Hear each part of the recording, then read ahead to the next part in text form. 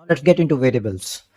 Python does have the types like integer, float, string, and boolean, but we don't have to explicitly declare them. Unlike in C++, we declare like int age equal to 21 or character grade equal to a. But in Python, you just have to give the variable name like age and just assign the value to it. Python automatically decides the type based on the value that we are assigning. So here it's an integer type, then it will automatically convert that to an integer. Now if you try to print the type of age, it will print it as integer, right? And same for the grade.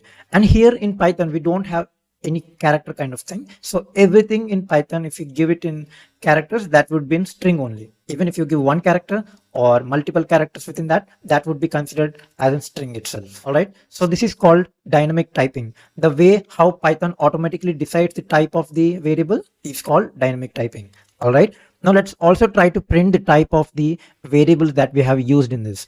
So say for example, if you want to print the type of age, right? And also the type of grade. Now let's execute this code and see. So the first thing that we are printing is type of age. The type of age is integer. So you can see it's integer. I will tell you why it's not printing just integer and why it's printing class and integer in the later videos. But then for you to understand, you just need to know that when we print the type of age, it's an integer type. And if you print the type of grade, it's in string. See, it's not printing as character. So everything in Python, even if it's in single character or multiple characters, it's in string itself. All right. So yeah, that's all about the variables in Python. Now let's get into the list.